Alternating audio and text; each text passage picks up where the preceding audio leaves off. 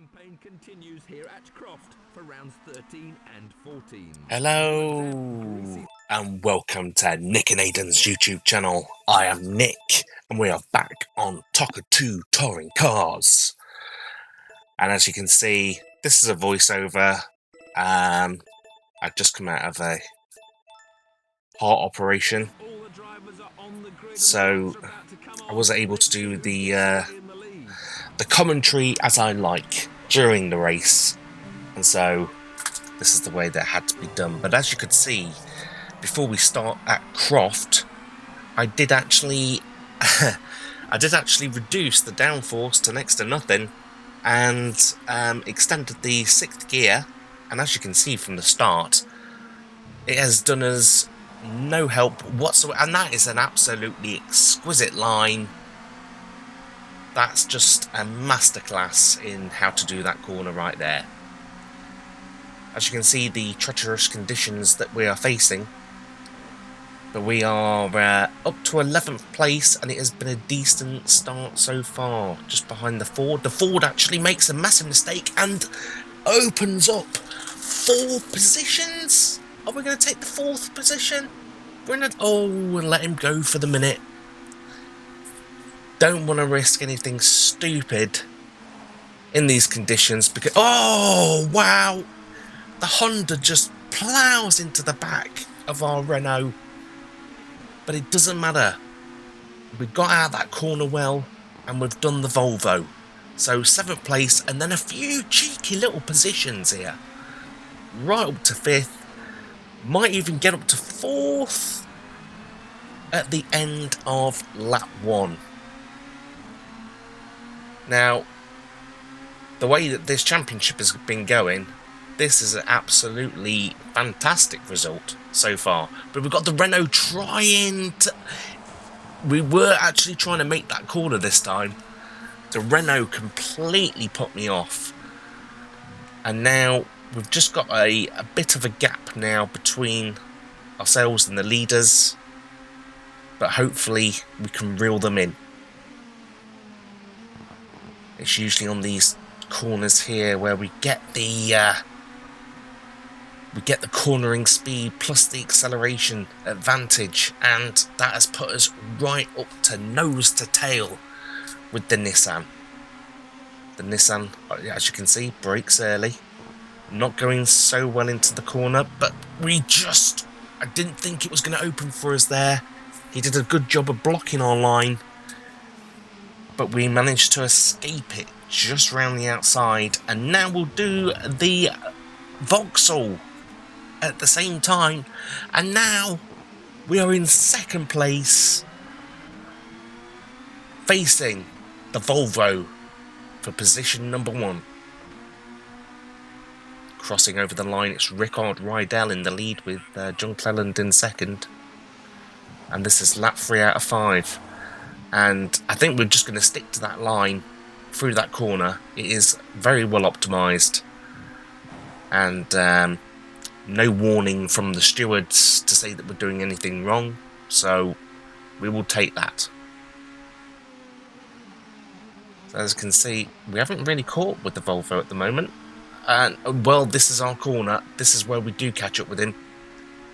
And we're on a slightly faster lap than we were previously. And so reeling this guy in shouldn't be a problem. But can we get that clean overtake done? I thought I'd really... Oh, here we go. It's always the exit out of the corner. But no. He puts his car in the right place. But we're going to try our little... No! He's managed to block us off there as well. That trick had worked very well for us in the previous laps. But as you can see, we start the lap. We have him in view. But look at the speed! We're on the minimum downforce, I believe, if I can remember the setup right. Minimum downforce, and that Volvo is like a rocket ship down the finishing straight. But never mind, because we have managed to reel him back in. and hoping now that we can actually just, round the outside. Rickard Rydell was not even suspecting that. And that has put us into P1. Now we're just got to keep it nice and tidy. This will be fantastico for the championship. Rydell is keeping with the second, though behind us. I'm hoping just by where we come across the finishing line, as we can see the gap in the the bottom left-hand corner. And it has to be well over a second now. It's a second and a half. Fastest lap of the race. And this should be plain sailing from here.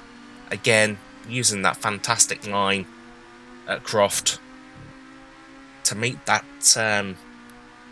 cornering chicane sweet as a nut. Just cut the grass. Absolutely fantastic line. And down the straight, we're on an even quicker lap here, which puts Rickard Rydell 2.2 seconds behind us. So this should hopefully be looking like a win. Basically using all our past experience from spins, just using our brakes at the 100-meter board to make sure that we slow down in time. And this is going to be another win. It is a win. And that has done us absolutely fantastic in this championship. I am well happy with that in the bottom right-hand corner. Here's a rundown of the final placings. Victory again for the newcomer. It wasn't an emphatic win. We just won by 2-point-something seconds there. It wasn't a wipeout by any means. And we took it fairly casually on that last lap, just to ensure there's no spins. Because spins don't make wins. So with the rain looking less likely now, conditions look good. Oh, I've just seen from the setup. So we've gone for the halfway setup on the wings. So let's join them for the start. Still, they shouldn't have that speed advantage on the straight. It is ridiculous. It only seems to happen on this finishing straight, which makes me believe there's just something going on with this game. Look how far they've gone into the... I can barely see anybody. And that was after a few yards from starting the bloody race. But anyways, we know what to do. We've just got to carve our way through the field. And it has started to rain here. Now, and in avoiding the crash, the Audi just got his arse all ended up. Started coming back onto the circuit, and we had to take avoiding action, which put us on the grass. It was lucky that we didn't spin, but that has put us quite a long way back on the field here. It didn't take us long to rejoin the back of this queue, but it's more the leaders that we've got to be concerned about, because they do actually go a fair bit faster. And look at this, I'm being pushed along. Wow! 2 cars just literally pushing me down the straight. That is the speed advantage that we're talking about here. And once again, I mean, how I've not spun as of yet, I do not know. Usually when they hit your rear end like that, it just said, oh, he went for it's all happening. He went for another go, and we're off.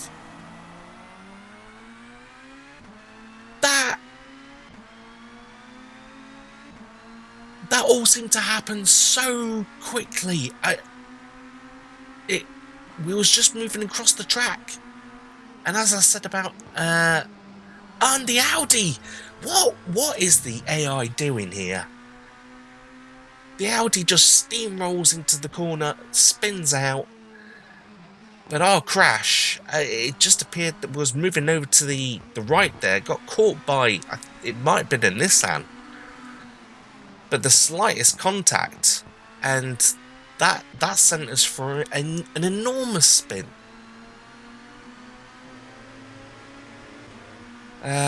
So some of the AI cars, they've used their early opportunity to get a pit stop done.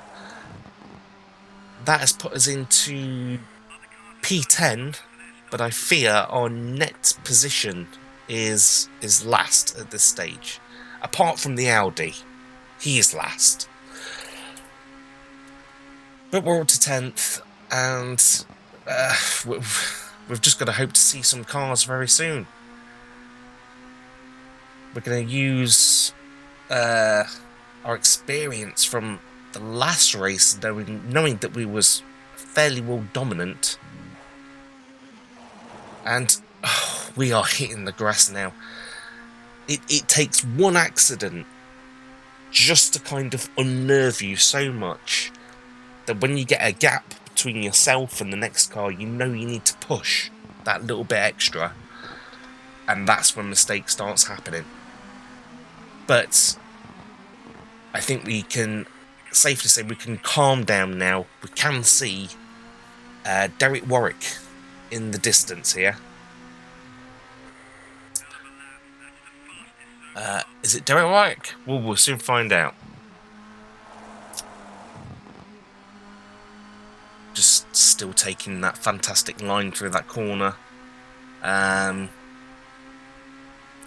Doesn't actually give you as much as an advantage as you think. Because if you look at the gap, it's extended slightly, but we're making sure we're getting through that corner safely without any shenanigans or a spin.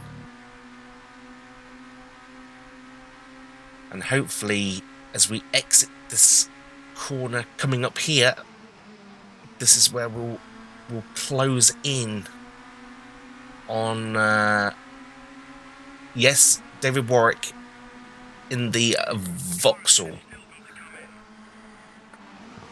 and we should dispatch him. Yeah, nice and easy. That left the door open, and we just slid in through the inside.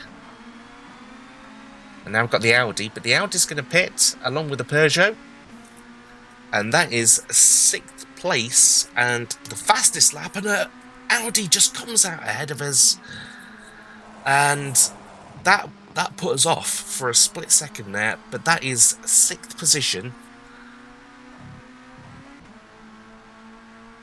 and everything's going well apart from that spin earlier. So we decided not to pit early. We have got the traction, we have got the speed, but it's a 7.3 second gap to John Cleland in the other Astra. So upon seeing that, we do need to take a few more risks here and try and go a bit quicker around this circuit. We'll bring it down by a second. It's now 6.6 seconds. And let's see how much time we can make up through these series of tight bends here. I think I just mastered that last turn absolutely perfect. And what is the gap? It's now 5.7. We're literally taking a second out of him every third of a lap. So potentially we could take 3, maybe even, if we go a bit quicker, 4 seconds out of this lead. So coming towards the end of this lap. As you can see, we've had changing weather conditions in this race, and there is no more spray coming off the car. The skies are clear, the sun is out, so I think I might be contemplating a pit stop here. But in the meantime, I was on about 3 to 4 seconds. We've absolutely annihilated this gap between myself and John Cleland. Getting a bit scruffy in that section there. But John Cleland's car is getting nearer and nearer. And this is it. We have chose to pit. And as you can see, the damage is extensive. We've got possibly, depending how fast we go down the street, 100-mile-an-hour winds going through the windshield. Adding a bit of G-force to our helmet. How you can actually continue on driving with the car in this condition, I'd say today is probably failing some health and safety standards. But back then, it was a different time. It was proper hardcore in Toca racing. And we just come out. Oh my goodness, we just blocked. I didn't even see him coming. We blocked one Ford, and then one came just absolutely steaming past us. We've done our pit stop. We are out in 6th position. We can see 5th. So, all in all, it has been a decent recovery from that spin.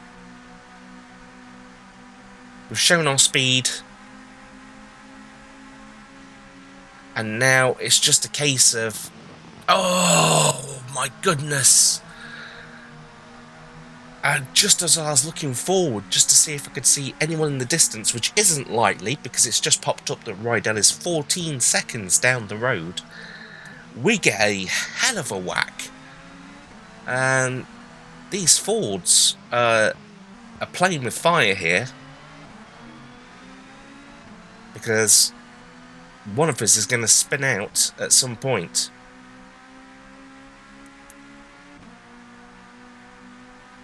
And, it's John Cleland now that we would appear to be behind. 28 seconds. Oh, and that's because, was it Rydell that was ahead of us? He's pitted. So that has catapulted us up into 5th position without me even recognising. And it's Cleland. Well, now it's only 4.24 seconds. So,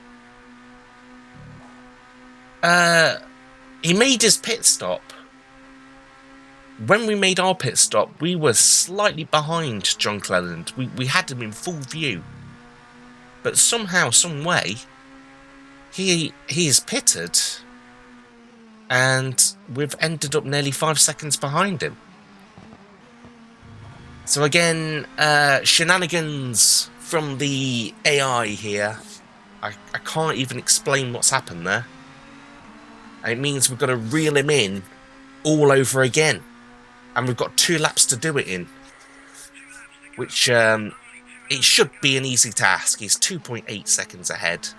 And last time we caught up with him, we took easily about 5 or 6 seconds out of him a lap. But he has got a new change of tyres on, and that could be making him a bit quicker here. Because as we can see, it's still just a red dot in the distance. And the gap's only just come down to 2.08, so we've only took half a second out of him. Will Hoy behind us. It's safe to say that we are finally safe from being absolutely blitzed from behind. That sounds almost rude. But anyway,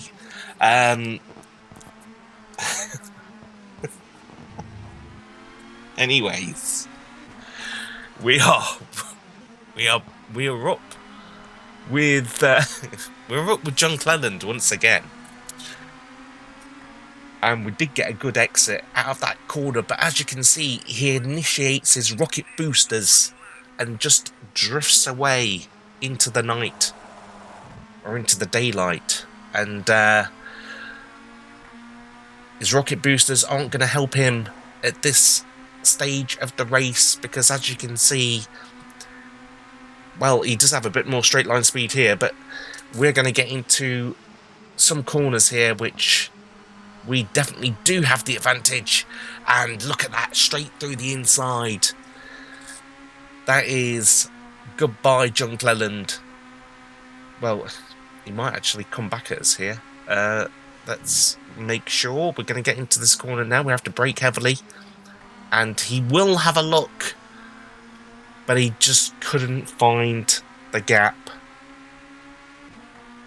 And the only annoying thing that's happened here is it's just flashed up that the guy ahead of us is Alain Menu. And we are in a championship battle with this guy. And so he is going to end up with more points. Alain Menu is going to finish third. We're going to finish fourth, while being pushed along by the Vauxhall. And Here's how the race finished. Let's see where that leaves us. The new driver in the Renault. A points finish. So let's see who is back. We leave Croft 1 point behind in the championship. And as we get to the constructors, as you can see, Renault Laguna are easily winning this one. Thank you all very much for watching. Please like and subscribe. And we'll see you for the next round. Laters.